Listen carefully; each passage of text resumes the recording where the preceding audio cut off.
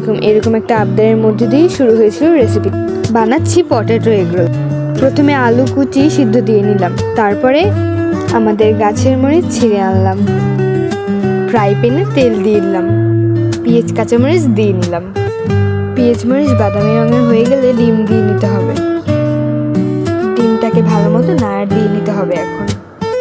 এখন আলু দিয়ে নিতে হবে আর ম্যাজিক মশলা এবার ভালো মতো ভেজে নিলাম। পরিমাণ মতো ময়দার সাথে পানি অ্যাড করে নিলাম। তারপরে ভালো মতো চারদিকটা ক্লিন করে দিতে হবে। এরপরে একটা ডিম দিয়ে দিব, ভালো মতো নাড়িয়ে নিতে হবে। পটেটো এগ রোলের বাইরের অংশ তৈরি করে নিলাম। এরপরে 5 মিনিটের জন্য ঢেকে দিতে হবে। এখন উঠিয়ে নিলাম।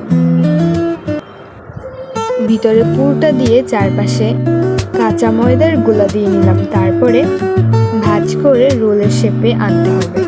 এই জন্য চারপাশে ভাঁজ করে নিলাম, রোলের মতো গোল করে নিলাম। সবগুলো হয়ে গেল।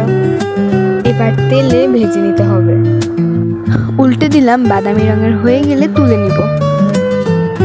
সবগুলো হয়ে গেছে। এখন বনুকে দেব। বনু খাচ্ছে। কেমন হয়েছে বনু? অনেক মজা হয়েছে। ভালো থাকবেন।